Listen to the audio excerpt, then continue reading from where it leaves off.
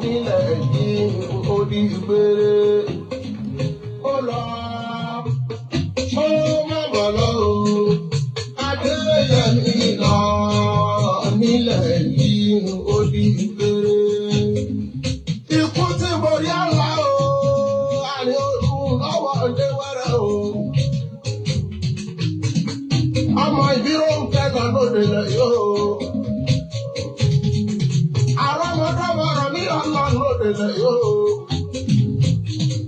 Adéyẹmí lọ ọmọ ìbí òǹkà ó lọ lóde rẹ̀ yìí. Ọmọ ìbí òǹkà epo kínkín ó dùn gbèrò ọ̀dàrí náà kò àlè yọ ọmọ láyé. Kí ni wọ́n fi àkẹsàn-án ó tún. Adé orí báyìí ni tọba. Ó di bẹ́ẹ̀ ni Èjì gbàràlẹ̀kẹ̀ níta wọ́n ti jòyè. Ìran àkókò ni wọ́n ní kágbẹ́dọ̀. Ìran aláàtakùn ló ní káràwó. Ìran yínmíyínmí wọ́n jọ lọ́jọ́ ṣe àràmàǹdà. Ìran akàn wọ́n jọ lọ́jọ́ epo òsèlé. Ìran agbe wọ́n jọba nílùú ìdáró. Ìran olóṣùn wọ́n fi tàlùkù síwájú. Lékèlékè ló jọba nílùú kẹfùnínní. Àkànbí adé pẹ́rẹ́ bí ewé ìyeyè. Ẹ̀fún kan ò ní mọ́jọ́. Èdè kan ò ní di bàrà. Kí ni ipò ọba aládé ilẹ̀ Yorùbá?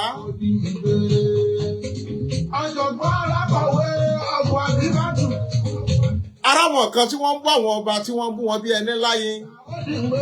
Gẹ́gẹ́ bí Mufty Ìwó.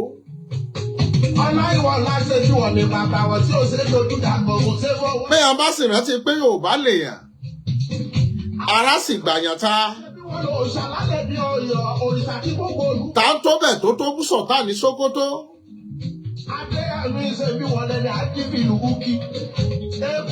Ta ń tó bẹ̀. So Emir of Kano. Wọ́n yọ ọba lóyè gbogbo aráàlú wọ́n pẹ̀lú sí méjì. Àmọ́rọ̀ òdò lẹ́nu akọ́bẹ̀jẹ látàrí wípé àwọn ọba wa gán ti tara wọn láyè ọ̀pọ̀. Wọ́n tara wọn ní pọ̀ọ́tọ̀, wọ́n tara wọn ní mẹ́ta wọn náírà. Bí ọba wa rí bẹ́ẹ̀, ipò tí ọba wà àti ipò Múfú, ṣó yẹ kí Múfú ọmọ láǹfààní kó mọ yàkàyàkà àwọn ọba. Adéyẹmí gbogbo bí ọba wà ilẹ̀ rẹ̀. Nílẹ̀ yìí ó di láyé wọ́lá o. Káàrí ká kólákólá parí ká ọgọ́wà lọ́wọ́ ká apàtà lórí àpáta. Òkúta méjì rẹ̀ wọ́ ti ọmọlá. Adéyẹmí. Ẹjọ́ ẹ bá mi láǹfààní ẹjọ́ rè. Olúwa rẹ̀ máa ń káwọ́ lérí máa ń bú sẹ́kún. Ẹni àtọ̀dá bá kọjú dà sí. Olúwa rẹ̀ bá kọjú kó máa ṣe gangan. Bàbá mi ò fẹ́ báwa bínú sí ọ. Olúwa rẹ̀ bá kọjú mi kò mọ̀ léwọ̀ nínú. Alábàdá lọ lóde lẹ̀ yóò. Orí. Ibi kìíní. Níjọ́ táwọn colonist ti dé ni wọ́n ti láǹfààní ni wọ́n ti demote àwọn ọba wa.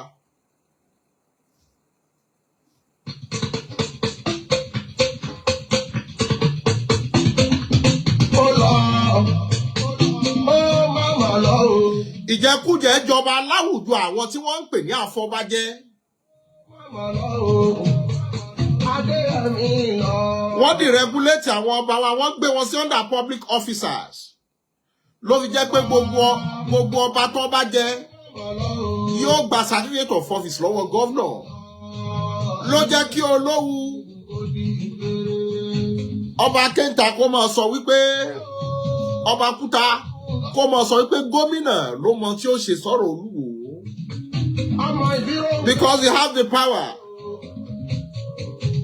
Is the first citizens of the state.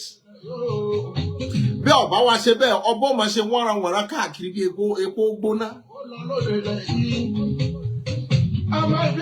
No matter your religion. Ta ló ń pè? No matter your religion, once you achieve the throne of a king, lè rí ọba Benin ọ̀pọ̀lọpọ̀lọ̀ àbí kẹ́ láǹfààní kẹ́ rọ́ba Sokoto, because they know they are custodian of culture. Ilẹ̀ Yorùbá, gbogbo ọba tó bá ti mọ̀ wípé àṣà àti ìṣe Yorùbá kò nítumọ̀ sí, then you pack it off. Àmọ́ bọ́ba bá jẹ́, kò sí gbèdéke òfin ìjọba tó sùn tàwọn gómìnà ni wọ́n fi síbẹ̀. Wọ́n á fi àwọn òfin tí ó láǹfààní láti gbé àṣà àti ìṣe ilẹ̀ Yorùbá lárugẹ kùn. That once you descend the throne, you ascend the throne of the king, you must obey the tradition and culture of your towns and villages. You must, nítorí custodian of culture, ẹni tí láǹfààní tí ń pàṣà àti ṣe ìran ìyẹn mọ́ ni wọ́n pè yín.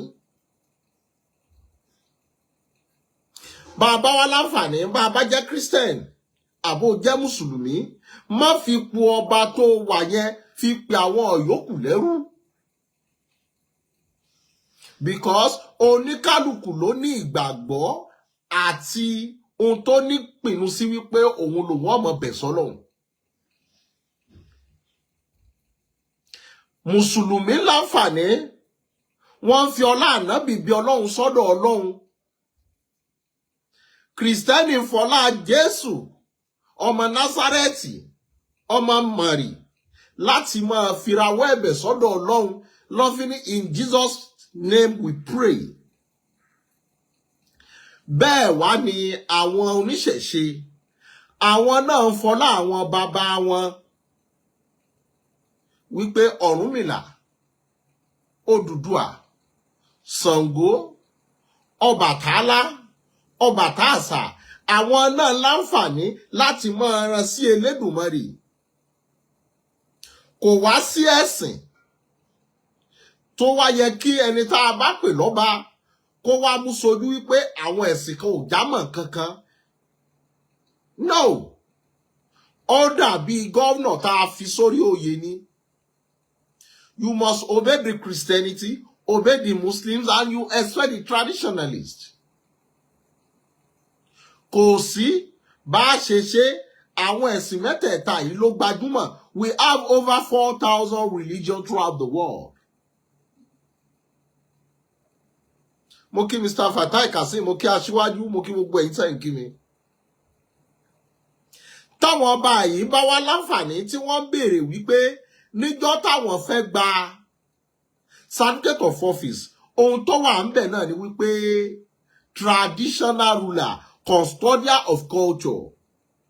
Gbogbo ọba tí ò bá ti lè tẹ̀lé àṣẹ yìí, gómìnà mọ̀ tó lè ṣe fún, ìyẹn ò fún Múfù Ìwó lésì láti máa yàkàyàkà nítorí àdísì ní ubùlọ̀wátọ́ minal iman. Kéèyàn nífẹ̀ẹ́ àṣà ìṣe rẹ̀, ara ẹ̀sìn, ara àgbàgbọ́ ni. Kí ni a fi nífẹ̀ẹ́? Kò sí ohun tí wọ́n ń pè ní culture. Promote the culture of your people. Ká fi lẹ̀kẹ̀ tó dáa sọ́rùn. Ká wọ lẹ̀kẹ̀ ẹ̀gbà ọrùn, ẹ̀gbà ọwọ́ tó dáa. You have to be the symbol of the culture, not to downgrade the culture as your forefather adapt. Don't say your forefather adapt. It means ẹ̀ ń tara alé yín lọ́pọ̀, ẹ fi ń rọ̀ wọ́n. Tá a bá wá ní ká wo gbogbo ẹ̀sìn, kò sẹ́sìn tí ò ní bí ìbọ̀rìṣà nínú. Àwọn kan wà, Holy Mary, làwọn láǹfààní, làwọn nígbàgbọ́ wípé àwọn lè rán sọ́lọ́run. Those are the Catholic. Tí wọ́n bá sì rí ère Mary, wọ́n forí balẹ̀ fún. Does that mean God is inside? that Holy Mary, that is also an idol worshipping.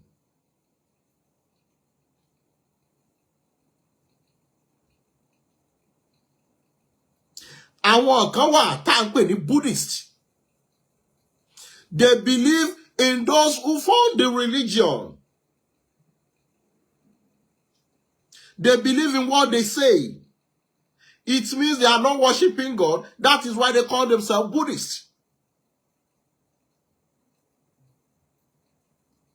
There are those who we call Muslim.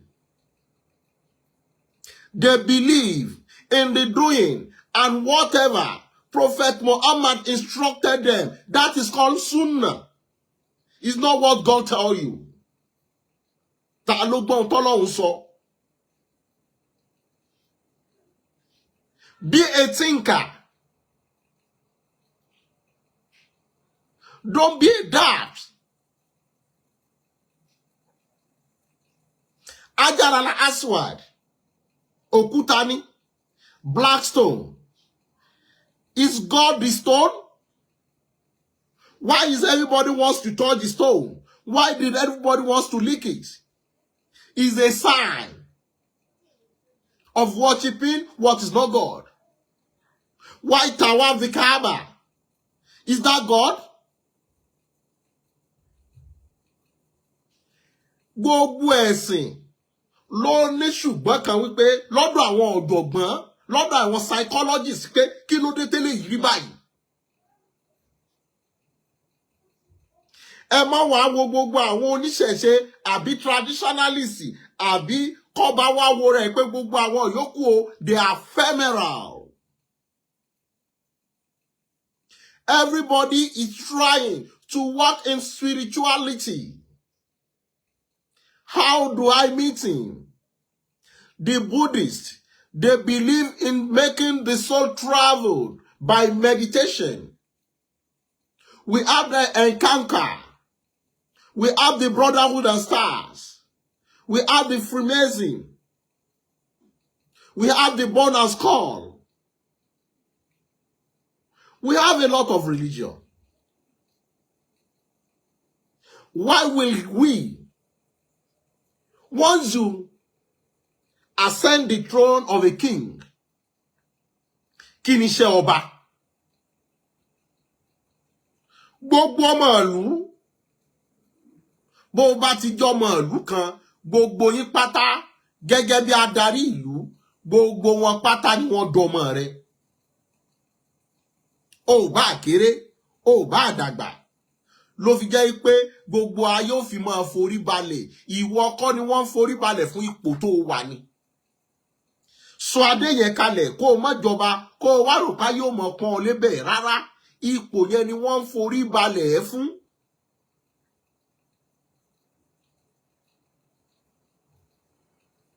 Tá bá wá rí ọba níjọ́ tó gba certificate of office. There is nothing like preach your religions to them.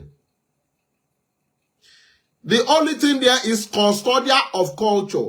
Ẹni tí ó ń pa àṣà àti ìṣe agbègbè yìí mọ́.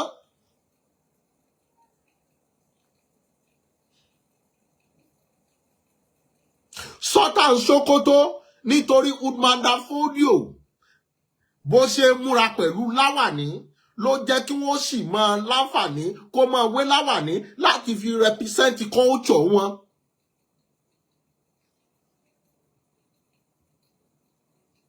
Bẹ́ẹ̀ náà ló fi dé lọ́rin, they are representing their culture.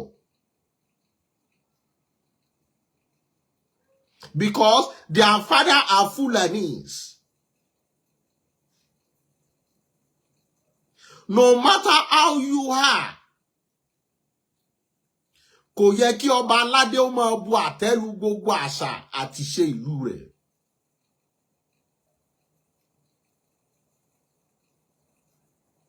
Nítorí ohun tó jọba lórí ní láti pàṣà àti ṣe yìí mọ́ kó má bàa parẹ́, kó má bàa parun. Bọ́ ọ̀bá wá nígbàgbọ́ sí, a ní bọ́ síta inú lókú ẹyẹ gbé. Inú lókú ẹyẹ gbé bẹ́ẹ̀ ṣe ń sọ látijọ́ yìí. Èèyàn mélòó ló ti wá láǹfààní ló wá gbà Islam lọ́wọ́ yín? No. Kàkà bẹ́ẹ̀ ẹ mọ̀ ní ọ̀tàkọ́tà ni. Bẹ́ẹ̀ ṣe wá ń sọ yìí, àwọn tí wọ́n convert sí ìṣẹ̀ṣe ń pọ̀ sí lójoojúmọ́ ni. Because Islam and Christianity migrated from other places to us. Kò wá sí bó ṣe lè jẹ́ nǹkan tí wa bó ṣe ń gbó lójú wa ló ń tuntun lójú àwọn kan. Bẹ́ẹ̀ sì mí ṣe ń tuntun lójú wa pé lẹ́yìn ká kírun, lẹ́yìn ká ṣe praise and worship, ní mo tó epo sórí nǹkan kan, bẹ́ẹ̀ náà wá ní ìṣẹ̀ṣe tuntun lójú àwọn tí wọ́n ní wípé àṣé kinní kan wà tá a bá jọ̀pẹ̀lẹ̀ lulẹ̀ yóò sọ̀la fún wa, yàtọ̀ sí Olúwa sọ wípé àṣé téèyàn bá lẹ́kọ̀ọ́ countings tí méjì bá ṣíjú tọkàn ṣíjú tá a lè pè ní abacus is a counting machine. Wọ́n fi read àwọn òyìnbó wò pé ìmọ̀ kan leléyìí. Bẹ́ẹ̀ bá wá rò pé ṣẹ̀ṣẹ̀ ó parun, ẹja kù ó ń bẹ̀ látọdún gbá kò lè parun mọ́.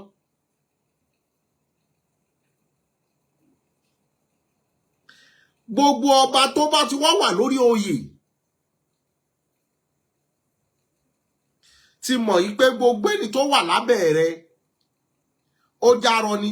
Ọba ò gbọdọ̀ bú pé àrọ̀ lásán lásán, bẹ́ẹ̀ náà ni ọba ò gbọdọ̀ bí oníṣẹ̀ṣe pé ẹ̀yin ò mọ Ọlọ́run.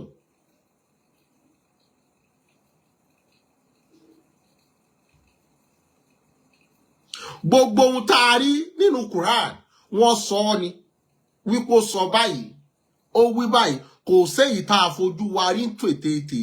A nígbàgbọ́ sànábì ni, bẹ́ẹ̀ náà làwọn náà nígbàgbọ́ sáwọn nǹkan tí wọ́n rí tí wọ́n nímọ̀ ìjìnlẹ̀.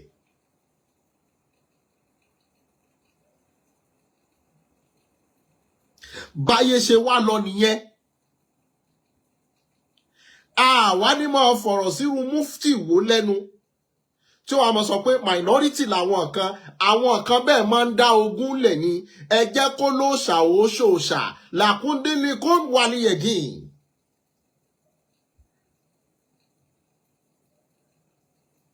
Ẹ jẹ́ kó ní kálukú ṣe tiẹ̀ lọ́tọ̀ọ̀tọ̀. Tẹ́ ẹ bá fẹ́ pèrò sínú Islam, ẹ pé lọ́nà tí ò ní múnira, tí ò ní fàjà. It's a dialogue.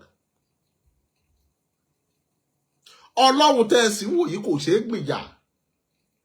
Àfáà ń kú, onígbàgbọ́ rọ̀run, ta ló mẹni tí ó wọná, ta ló mẹni tí iná torí rẹ̀ jò gẹ́rẹ́gẹ́rẹ́, ọ̀run nìkan ló mẹni tí ó là. It is all God knows. Gbogbo ẹ̀dá tí ń kírun lónìí kò mọ bí tátùbọ̀tán òun gúnlẹ̀ sí. Gbogbo ẹni tí ò kírun lónìí àmọ́ bóyá yóò padà ṣe Islam kẹ́yìn ayé ẹ̀. Ohun tó ju gbogbo wa lọ ni wọ́n ń pè látùbọ̀tán. Kò sẹ́dà tó mọ̀. Miss Jùmọ̀kẹ́, mo kí yín mà. Orí ẹ̀dá wà láyé láwà ní wíwé kìí ṣe culture Islam, culture àwọn Saudi ní Islam kọ́ ló mú wá.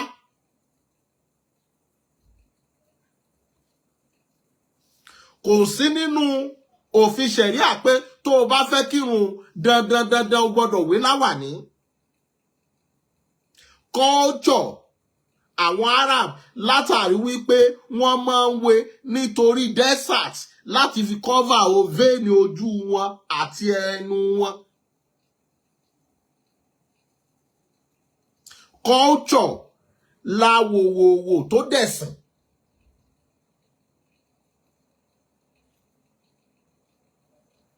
Culture láwò tó dẹ̀sìn táwọn kan ní dandan ànábì wé àwa náà gbọ́dọ̀ wé. Ohun tí wọ́n ń pè ní súnà nìyẹn wípé lágbájá ṣe nǹkan báyìí àwa náà gbọ́dọ̀ ṣe nǹkan báyìí.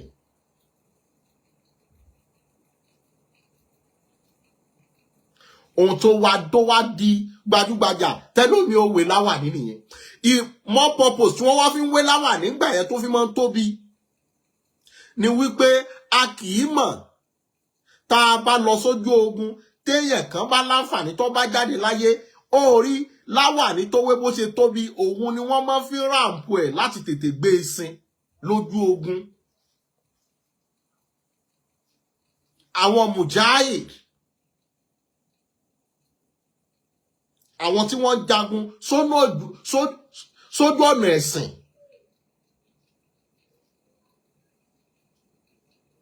ni wọ́n á fi wé wípé àì mọ̀ o bóyá èèyàn kan lè lójú ọgbẹ́ o àá lè jánu ẹ̀ àá lè so kó má ba àwọn òǹdìkà tó délé tàbí àì mọ̀ èèyàn kan lè kú ẹja fi cover ó ní bí wọ́n ṣe wé. Kí wá ní àṣà àti ṣe? Àṣà àti ṣe Yorùbá ní bọ́mọ bá jí làárọ̀ kó dọ̀bálẹ̀. That is our culture. Àwa ní lọ́mọ ẹ̀sìn wípé ọmọ tó bá dọ̀bálẹ̀ ó ti ṣe chíríkù. Kí ni wọ́n ń pè ní chíríkù? Ó ṣẹbọ sọ́lọ́run. Ṣé ìyá rẹ àti bàbá rẹ ò tó lẹ́bọ àkúnlẹ̀bọ?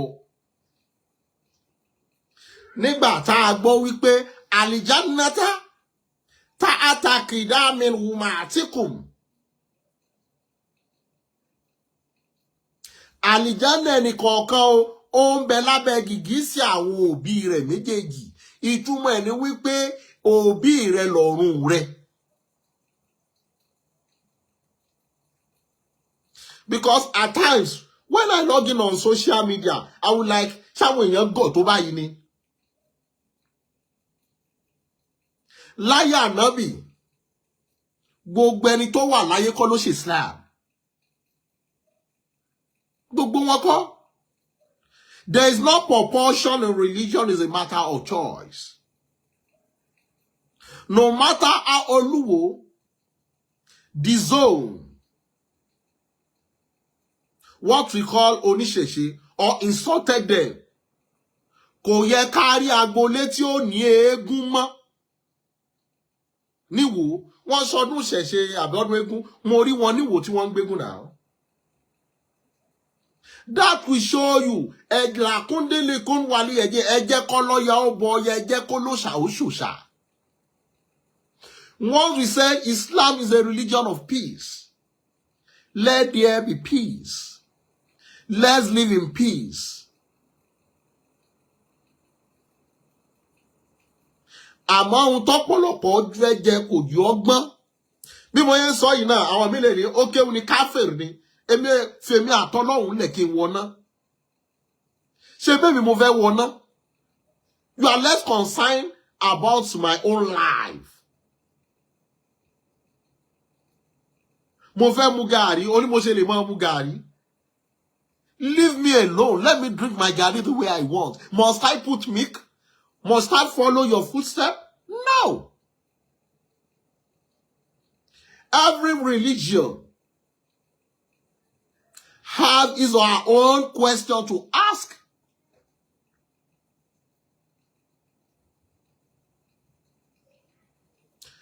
Tabani Anabi sallallahu alaihi wasallam. Anabi, the Prophet Muhammad never came here. Agbúrú ẹni. Gẹ́gẹ́ báwọn èèyàn kan ṣe ń gbọ́ ìròyìn tọ̀ríkà Tìjàníyà tí wọ́n ń gbọ́ ìròyìn Ahmadiyya, they did not started here. Those who found it are from elsewhere. We collected it from them. And no matter what, we will still have our own indigenous people who will stood by our own culture. That is how they practice. Àwọn apá kan ní ìlòdàlù Islam.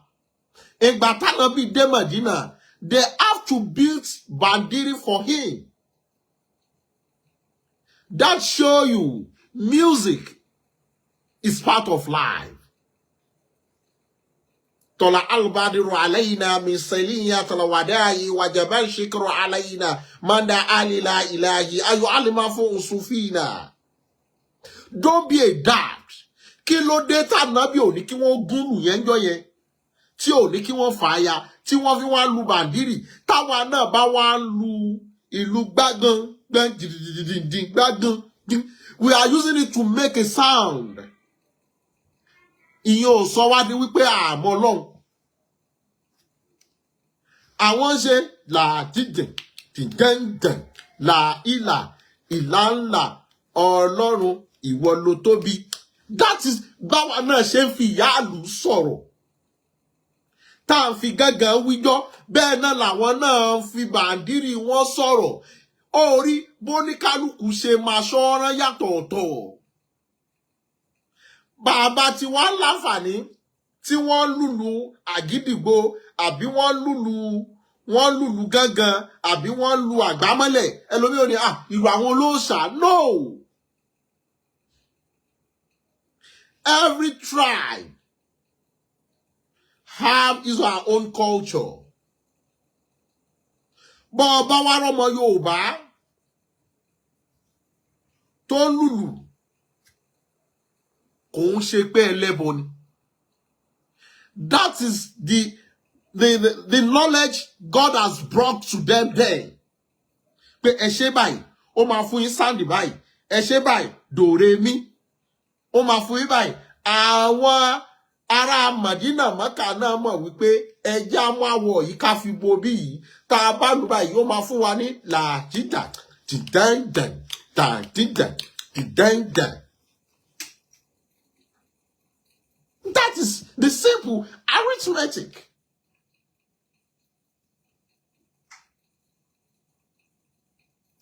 But ọ̀pọ̀lọpọ̀ wa, àmọ̀ kan mi báyìí, we try to twist people's brain.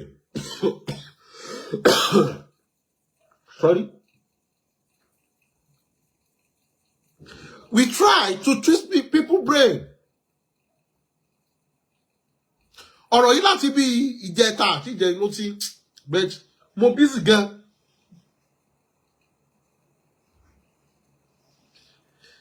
Bàndírì tí ìwọ Mufty wo sọ yìí nìsín is someone else's culture. Káwé tàjíà kò ń ṣe nínú ẹ̀sìn culture àwọn kan ni. Culture Yorùbá lélẹ́yìí. Tí mo bá mú fìlà betí ajá tó funfun, tí mo wá rán agbádá,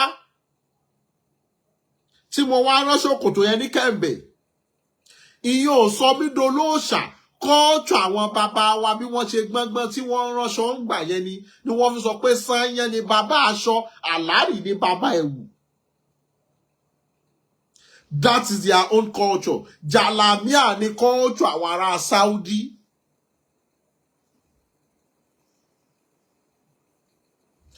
So báwọn apá kan báwọn ń ṣe tiwọn làkúndìlì kún wà ní yẹdìn, ẹ jẹ́ kó ní kálukú ṣe tiẹ̀ lọ́tọ̀ọ̀tọ̀ lódiwọ̀n gbà tí wọn bá ti wá kógun jà yín nínú mọ́ṣáláṣí.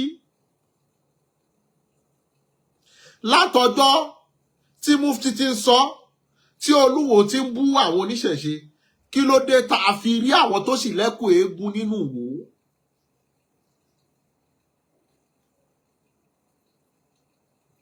Kí ló dé? That shows Ọlọ́run lọ́ba tó mọ gbogbo nǹkan. Let everybody live in peace. As a king, ẹ kó gbogbo ayé mọ́ra ni. Ó lójú ọ̀rọ̀ tó bá ń sọ, ọba kìí sọ̀rọ̀ tán. Gbogbo ayé ló mọ̀ pé Ọlọ́run lọ́lọ́run, ọ̀nà tó ní kálukú ń gbà pé ló ṣọ̀tọ̀tọ̀.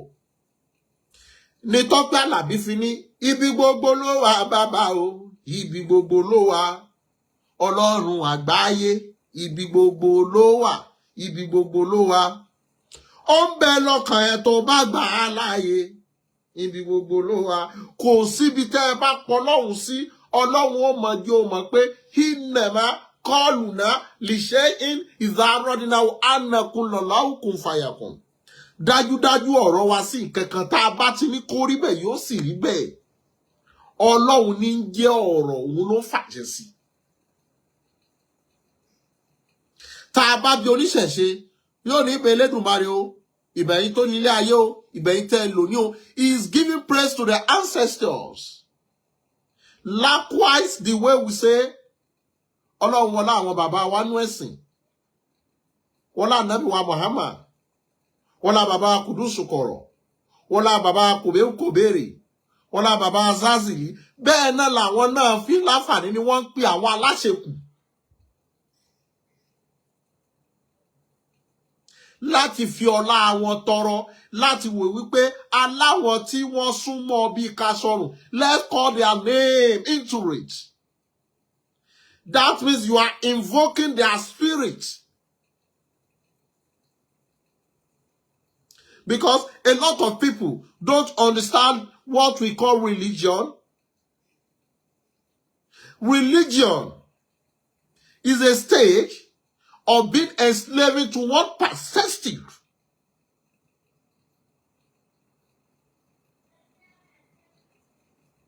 They try all religion. Mi ò yọ ẹ̀sìn kalẹ̀.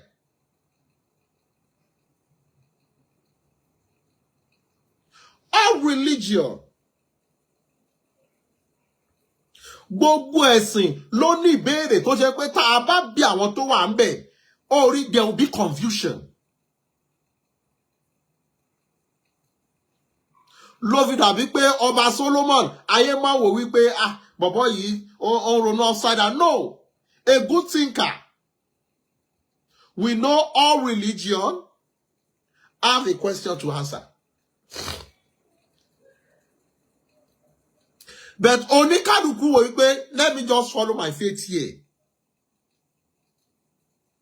That's the problem we have. But bàbá ti wá wà, tó bá jẹ́ oníṣẹ̀ṣe ni, tó bá ti jọba, fàwọn ẹlẹ́sìn yòókù lẹ̀. Bó bá jẹ́ Mùsùlùmí tó bá ti jọba, wọ́n ní ọwọ́ polówó pé kí gbogbo ayé ó ṣe Islam, fàwọn ẹlẹ́sìn yòókù lẹ̀. Bó bá jẹ́ Christianity, bó bá ti jọba, wọ́n ní ọwọ́ sọ gbogbo ìlú di church, fàwọn ẹlẹ́sìn yòókù lẹ̀.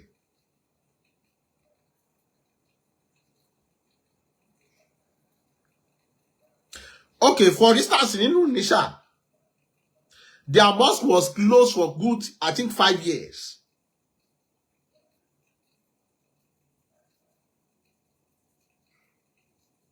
Ogbomoso now is on locomotion because all of us believe this is this, this is this. Ẹ má gbìjọ Ọlọ́run, àfáàkú onígbàgbọ́ ọ̀run ta ló mẹ́ni tí ó wọ̀nà, ta ló mẹ́ni tí náà torí ẹ̀ jò gẹ́rẹ́gẹ́rẹ́ ọ̀run nìkan ló mẹ́ni tí ó là.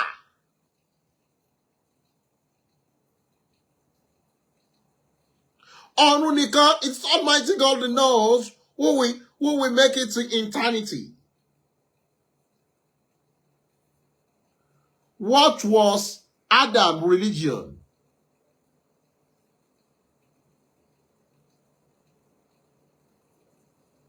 The two religions we are fighting into splitted from Adam.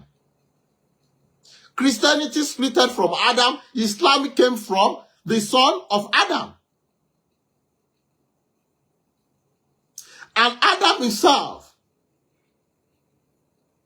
never have any salat. Never have any praise and worship then. Ṣé Adam àti Eve yẹn tá sọ nínú Quran àti Bible yẹn wọ́n wọ náà bí?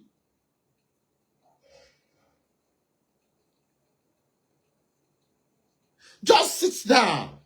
Think. Those who brought Christianity for us are the British. Who is the head of consecration in the United Kingdom? They are Queen Elizabeth family. They don't go to church, but they are the ones to ordain whatever wants to happen.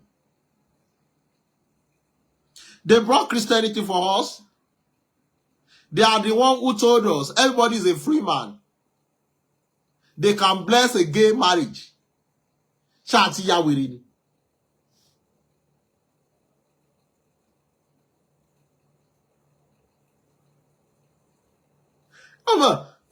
Tí ayé bá pẹ́ ní fún dáwọn àyè kan, We started asking ourselves questions. We started asking ourselves questions. Okay? Why all this? Why are we fighting? Mr. Dave, Femi, you are welcome. Baba mi mo kí yín. Because at times, mo ti rí Facebook yìí ní ilé ìranù. Kò ń jẹ́ kí program wù mí ṣe. Pé àwọn èèyàn ò ní làákàyè. Èyí tá à ń sọ yìí náà, tá a bá máa ṣe tá ara wo òpònú kan náà tí ó mọ comment ẹ mọ̀ pé sórí ẹ ti dàrú ni.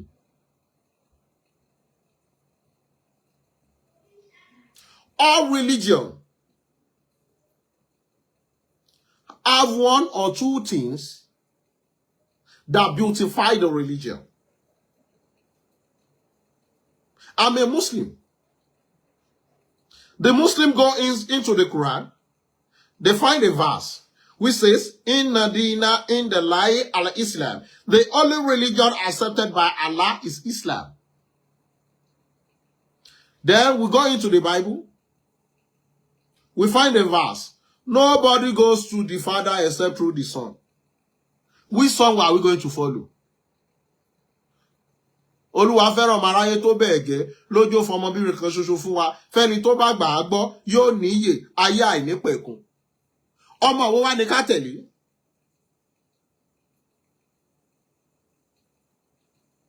Ọmọ làwọn méjèèjì. Èwo wá ní ká tẹ̀lé? A sì ní Ọlọ́run ló kọ̀wé méjèèjì. Nínú ìwé yẹn, àwa rí nínú Quran, a rí Old Testament, a ní New Testament, a ní King James Version, àwa ní bẹ́ẹ̀. Nínú Mùsùlùmí, àwa tún wo lọ, àwa ráwọn kan, wọ́n ní àwọn ṣe fíkìú, àwọn ṣe tafsir, àwọn ṣe hadith. Ìyapa ẹnu tún wá wà. Ṣé Ọlọ́run ò sọ kíní yẹn kalẹ̀ kó yé wa ni tá fi wá ní oríṣiríṣi aspect yìí pé ẹ tún ṣàlàyé. So ẹ mọ̀ jẹ́ aláǹfààní ká bú ẹlẹ́sìn kankan. We are all daft. Àmọ́ bí tá a lọ. We don't know where we are going to.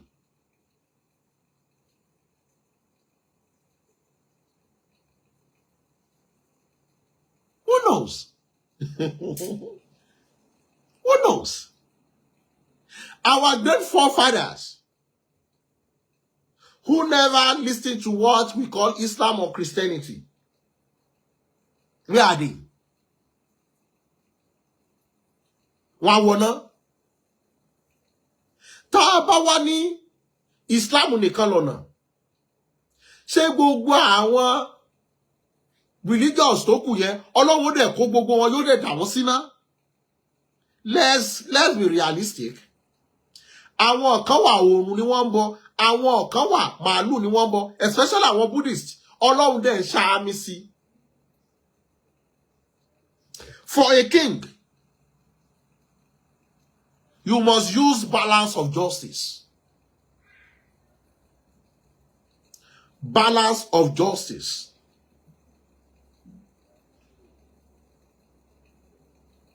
You must not insult any religion. Because wà lójú agbọ́n ni wípé religious leader. Irú Sultan Sokoto is the chairman. Muslim councils. Because he's the one who picked the dates to fast and the day to end. Because he is the head of this Muslim Supreme Council, Muslim. Àwọn èèyàn ló lè mọ preach wípé Islam lọ́nà. Islam for but ọba nílẹ̀ Yorùbá. Rárá.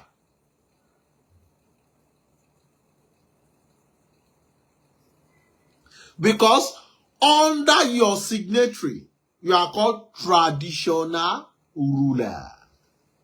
You are not called religion ruler or religion leader. Ẹni tó jẹ́ religion leader is the imam or alpha. Under all religion, I have a lot of questions to ask.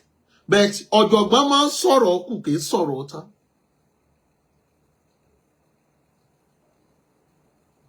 Ọ̀jọ̀gbọ́n ó máa ń sọ̀rọ̀ kù ní kì í sọ̀rọ̀ tán gbogbo ẹ̀sìn ló ní ìbéèrè wípé kí leléyìí ẹ̀já dákẹ́ kí leléyìí ẹ̀já dákẹ́ kí leléyìí ẹ̀já dákẹ́ both Christian and Muslim and religious tradition we have questions to ask.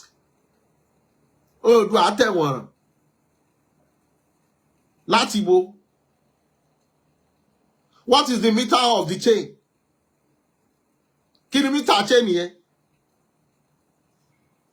Ṣé wọ́n bá tí wọ́n fi sí di ọ̀pá ọ̀ràn yẹn níye mítà ọ̀pá chain tó lò á jábọ́ láti sánmọ̀ ni? We have a lot of questions to ask. Who banned the chain? Because chain have a chaining method. Who banned it?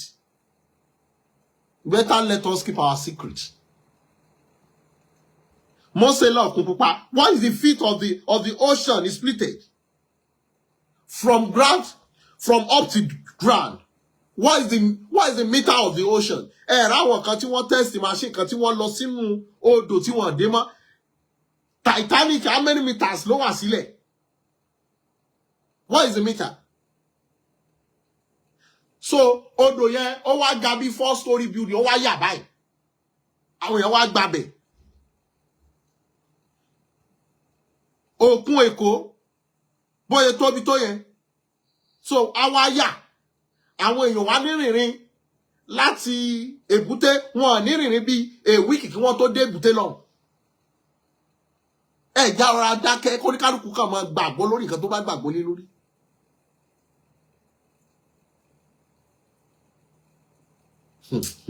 Ẹ wọ́n jẹ́ sọ̀rọ̀. Àrọ́mọdọ́mọ Jésù kọ̀wé.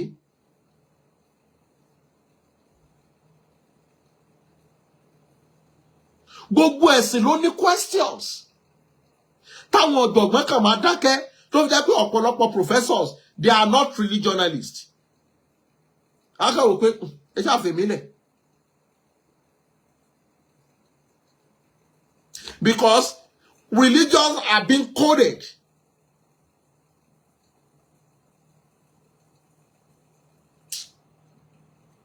Don't let us talk.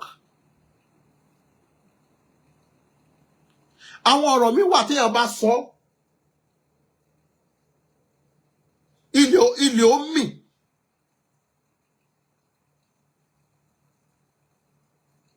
But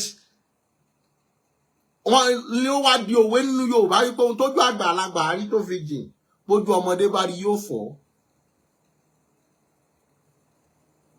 I know more than I say, kìí ṣe gbéraga. Kí ni mo pè? Kìí ṣe gbéraga. Tó yẹ pé àwọn ọ̀rọ̀ míì wà, ẹlòmíì ò mọ̀ pé àbálùjọ̀nú ló sọ fún ni. Àlùjọ̀nú kọ́, I'm a researcher.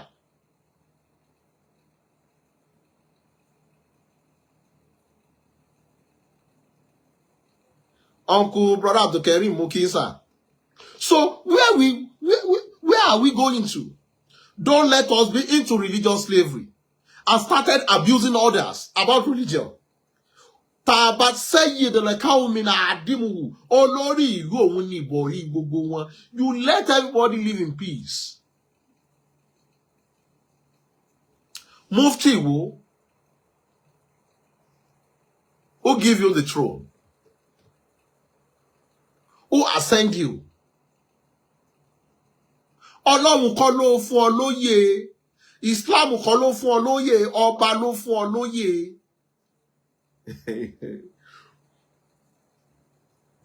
Can you see? Àṣẹ yẹn ò délé ogbó kò dé télémù. Ìwọ tó ń pera rẹ̀ Mufty wo yìí nísìn. You can't tell them that ní ṣífìmọ̀ mú télémù o. Kò ń ṣe nǹkan báyìí o. Á wò pé mo rò pé orí Mufty wo ti dàrú. Kò dé télémù, kò délé ogbó, kò dóṣogbo, àṣẹ rẹ̀ ò kọjá inú táwọn àbí kí lórúkọ yẹn. So stop being a doubt of what you are not up to. Àwa Mùsùlùmí, who are those people who will listen to you?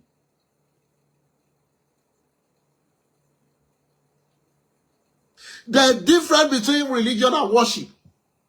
under Islam, under Muslim. Islam is our religion, but we have different worship except Salat.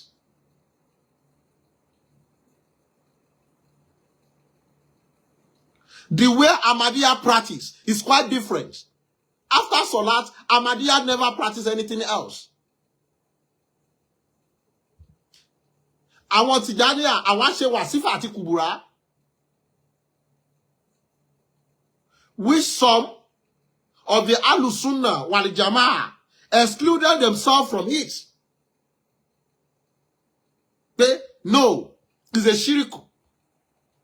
They never accepted it.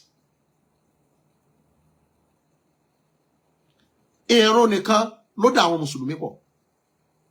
Ìyapa ẹnu wà lórí nǹkan tí wọ́n ń pè ní fíkìw. So, ẹ mọ̀ máa jẹ́ kí àwọn èèyàn tó mọ̀ kọ́ ọmọ wí pé ẹ mọ̀ jà sọ̀rọ̀. Irú ẹ̀ nírú èmi.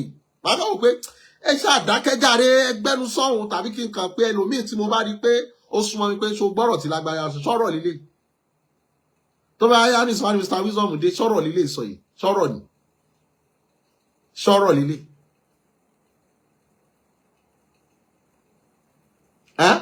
Mo rí àfáà kan ló ní ẹ̀yin Ògbómọ̀ṣọ́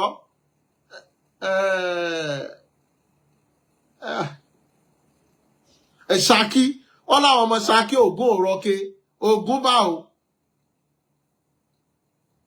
And you are bearing Sharafadin Gbadebo. Why don't you split away the Gbadebo? Is Gbadebo a Muslim name?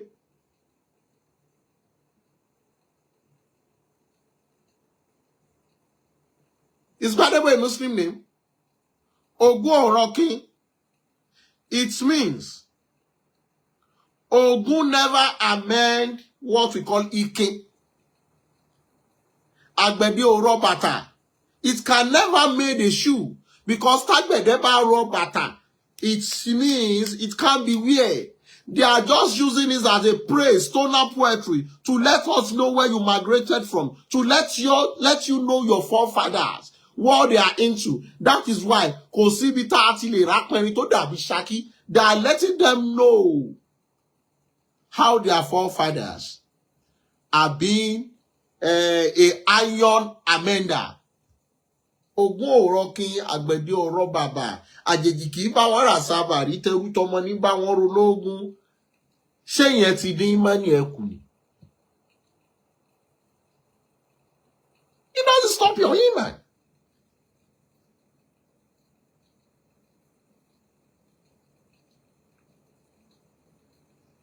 Let everyone Pastor Solomon is a good researcher. Is a good researcher. If I tell you someone is a researcher, is a good researcher. It will throw you a question. And those questions are good facts.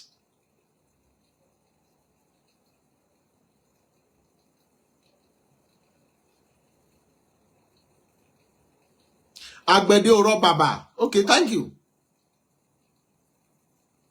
Ẹkùn bímọ síbi tí ajá ò gbọdọ̀ tẹ̀.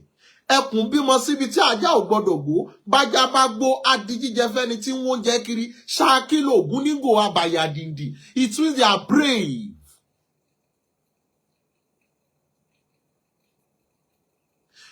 Ìwọ tó ń jẹ Gbádébọ̀ yẹn nìsín. Tí wọ́n bá máa kì í, wá ní Ògbómọ̀ṣọ́ ọmọ ajílété.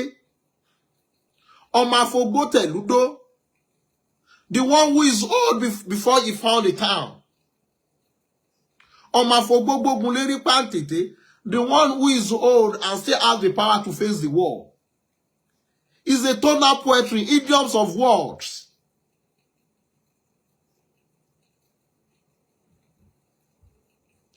Àdẹ̀wà mú gbogbo nǹkan, àdẹ̀wà mú kankan bí pé Ọlọ́run yọ sí oníkálùkù wa pé bíbáyìí láti rí òun.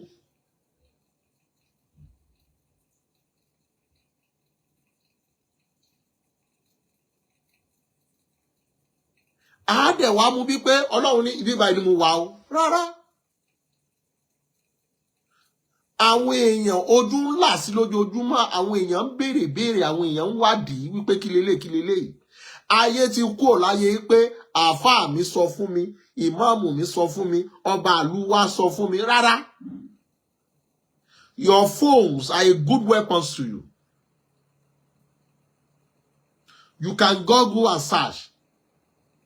Ayé ìgbà kan ni wàá ṣẹ̀ máa wá pé jẹ́ wáwé yìí kí n kà á. Ìwé tó o bá fẹ́ kà tó o bá ti gbọ́ táìtù ẹ̀, Google ẹ̀, á gbé wá fún ẹ, á mú átíkù ìwé yẹn wá fún ẹ. The storyline will be revealed to you.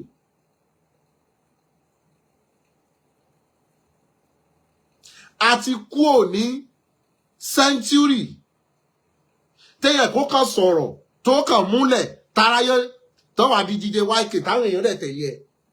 Let everybody practice what he or she believe in. Stop condemning whosoever have faith. Àwọn kan faith wọn iná ni wọ́n ń bọ. Àwọn kan faith wọn màálù ni wọ́n ń bọ. They believe cow produce milk for them, produce a lot of things, manure. They believe in it. Ìwọ fi Ọlọ́run tó ń dá wọn lóhùn bẹ̀, ohun tí ó lè sọ̀rọ̀, ohun tí ó lè, ṣé Kàábà lè sọ̀rọ̀? Ajára Aswad lè sọ̀rọ̀? Omi Sẹ́mísẹ́mí lè sọ̀rọ̀? No.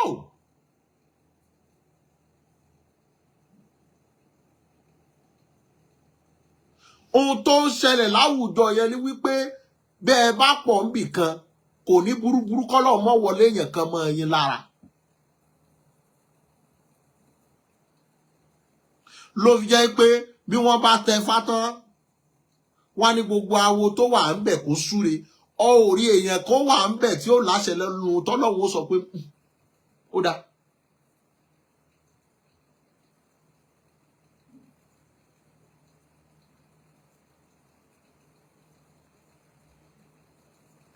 Ló fi jẹ́ pé kò sí ẹ̀sìn tí ò ní sàárà. Orúkọ tá a pè ló ṣọ̀tọ̀ọ̀tọ̀. Àwọn babaláwo wọ́n pè sàárà ní ètùtù. Bí wọ́n bá po dídí ẹran, wọ́n á forí ẹ̀ sídìí èṣù. Ó wá rí ara yòókù, wọ́n á ṣe fún gbogbo ọmọ Ifá kí wọ́n ó jẹ. Látàrí bí wọ́n ṣe ń jẹ yẹn, ẹni tó fún wọn jẹ, ó rí ẹlẹ́dàá wọn náà mọ̀ súre. Ló fi jẹ́ pé bí wọ́n bá pa ẹran lé babaláwo kèé díjọ́ kejì sọ́jọ́ kẹta, wọ́n ó pin tán ni.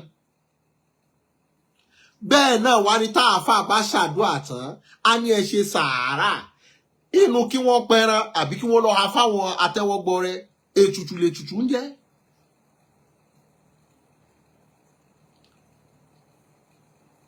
Àwọn Christian, àwọn pè ní offering.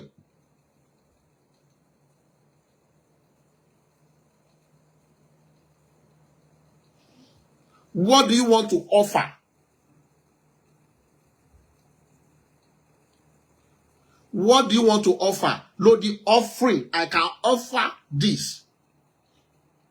So why are we into religious slavery, fighting for what is not?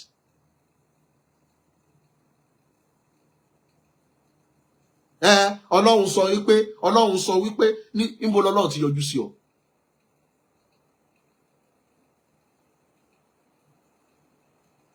What language did he tell you?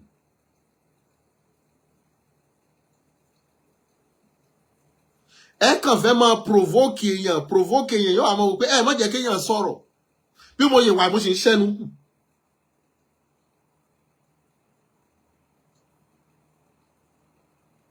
Please, for all those kings, or aláṣẹ iléeṣẹ́ kan ní ẹni, ẹ jẹ́ kí gbogbo àwọn ọmọ lẹ́yìn yín kọ́ṣẹ́sì tó bá wù wọ́n.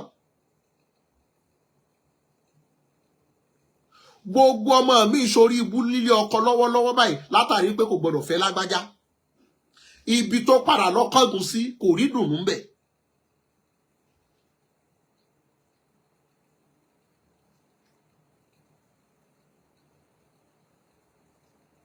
lórí kíni lórí faith tèmi àti tiẹ̀.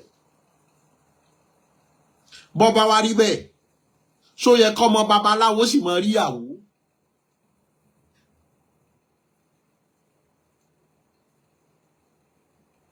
Ẹ̀já kò di àpọ̀n kẹ́ jẹ́ kó ní kálukú ṣe tiẹ̀ lọ́tọ̀ọ̀tọ̀. Minority ní ayagun ni Mufty wo ló sọ ẹ. Ìmọ̀ ojú kan lẹ ní ẹ jẹ́ kójú yóò pé gbà.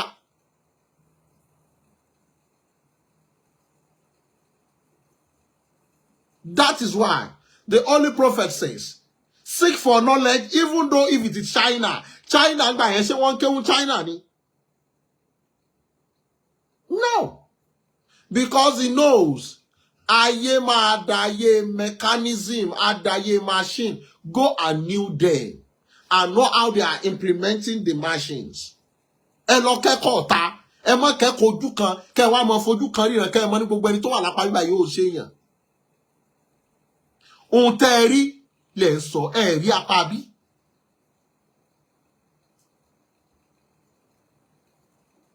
Kẹ́ ẹ tó ní nǹkan ò dáa, ṣó o mọ̀ jìndòjìndò. Táwọn tó wà ń bí ó mọ̀ pé sàdánkátà ó mọ̀.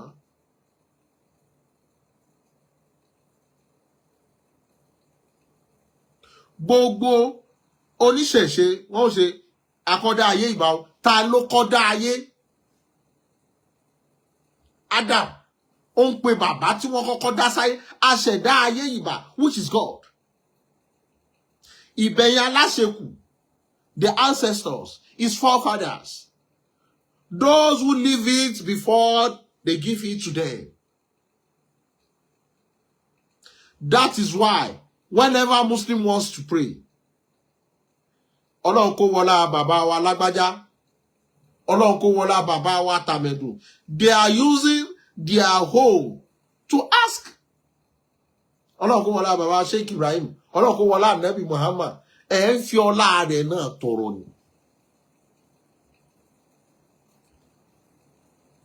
Even the Christian, bàbá wa Ọlọ́run, Oluwo o, wọlá bàbá wa Kítóbi Àjàyí, wọlá bàbá wa kìnìkan, orí òkè tí bàbá wa kìnìkan ti bẹ lọ́hùn ní. Bàbá tó lọ bẹ Ọlọ́run náà àpáta ti bẹ Ọlọ́run òun ti ṣe tiẹ̀ lọ. But people are still going to orí òkè Mẹ́kọ, orí òkè Àjẹlú, orí òkè kìnì to seek. Tá ẹ bá wá rẹ́ni tó lórí òkè.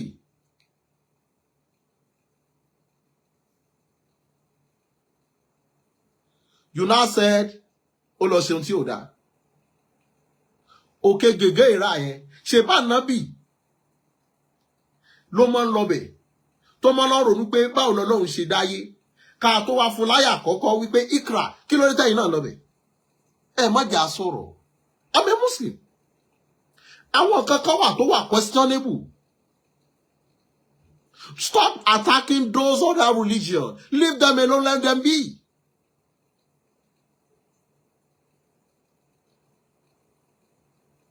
Did Holy Prophet tell you if you go to Iraq, that is where you will meet God? Likewise, the Christianity, they are just following the footsteps of who they believe.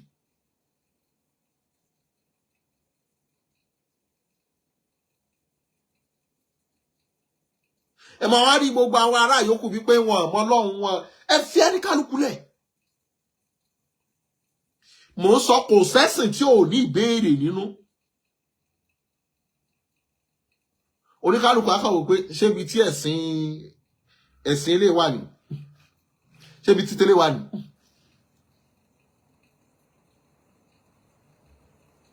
Ayé ti dá ayé social media. If you say anything that is not, you can search. Just mákàn mú fóònù ẹ dání tọ́nà sọ́bẹ̀ kọ́ ló ń lò Android ló ń lò àbò ń lo iPhone. Wá béèrè. What are you insulating? Kila and Delpha. Let's leave everybody to practice whatever he wants to practice. As a king, gbogbo ọ̀rọ̀ kọ́ ló bó sọ. Ó rí bí ẹni tí ò rí. ẹ gbọ́ bí ẹni tí ò gbọ́ nítorí gbogbo ẹni tẹ́ ń kó jẹ èèyàn gidi wà ń bẹ̀ ẹni tí ò sì èèyàn gidi ẹranko òmùgọ̀ wà ń bẹ̀ ọgbọ́n wà fi ọgbọ́n la fi darí ìlú.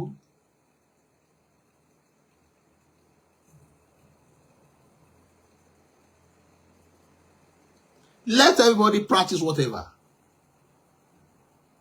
Mo lè decide pé àfóò mi yìí mo like kí n jí láàárọ̀ kí n mọ̀ fi kan rí báyìí. Ilá lẹ́sìn àmọ́nú wa mínú sọ̀rí àt. Ẹ̀yin tẹ́ gbọ́ lọ́hùn gbọ́ tẹ̀sí wà rí ìwà ni ó mójútó. Kí ni wà tó ń bẹ lọ́wọ́ ẹ̀?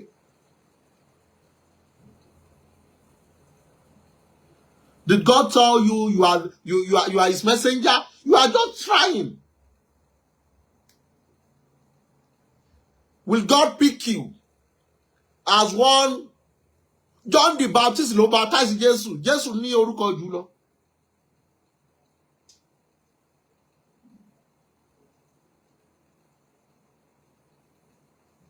Every religion have its own right. Every religion have a question to answer.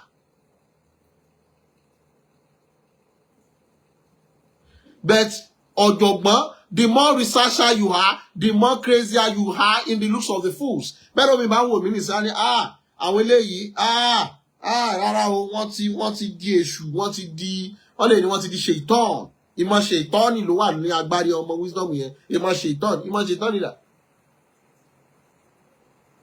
Ìmọ̀ ṣèitán nìdá. Àbí wọ́n lo tẹ̀lé ohun tánàbí sọ wípé kẹ́ ẹ wá ìmọ̀. Seek for knowledge. The seeking of knowledge is obligatory upon every Muslim male and female. Al-ilmu faridatun ala kulli muslimi wal muslima. You seek for knowledge.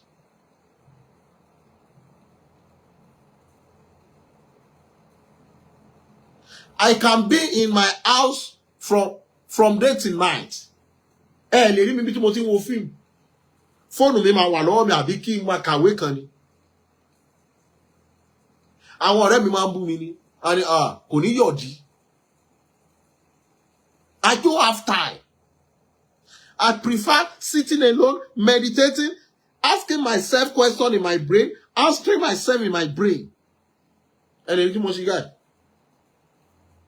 Mo ń bíra mi ń béèrè fúnra mi náà mo ń dára mi lò.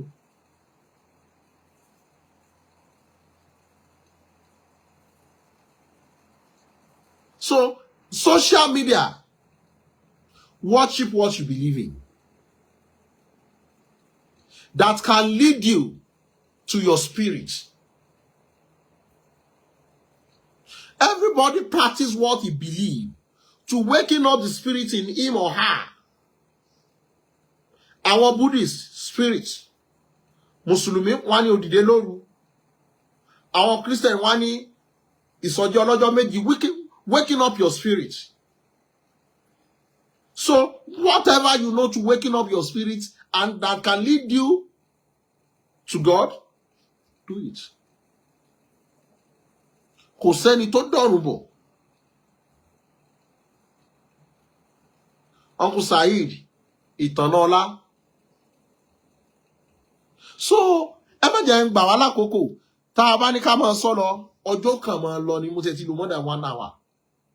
But ńjọ́ tá a bá ti rí àwọn kùdìẹ̀kudiẹ bóyá ọba àbáwọn kan ṣe gàràngàràn lórí ọ̀rọ̀ ẹ̀sìn.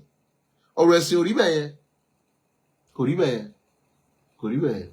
We have over 4,000 religions in the world. Google it yourself. And ask each religion believes. Wàá wá rí pé làwọn kan dẹ̀ sọ pé èmi tí mo tiẹ̀ tún sọpọ́ lọ́hùn wà yìí màá wọná. Ibẹ̀ ló ti rí pé ẹgbẹ́nu sàn. So just have faith. Má bà tèèyàn jẹ́. Tó o bá ti bẹ̀yàn jẹ́, ìlàlẹ̀ ìsìn àwọn ọmọ wa mi sọ̀rọ̀ yà.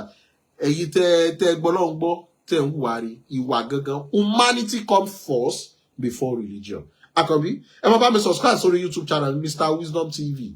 Mr. Wisdom TV. Ẹ mọ̀ láǹfààní, ẹ mọ̀ rí gbogbo àwọn ètò wa ńbẹ̀. Mo dúpẹ́ lọ́wọ́ gbogbo àwa tá a jọ gbọ́ láti ìgbà tá a ti bẹ̀rẹ̀.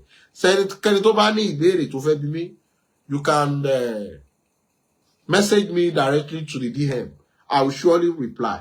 So I really appreciate every one of you. Or you can message me on my number 07067146610. 07067146610. Jọ jẹ́ question tó wà reasonable.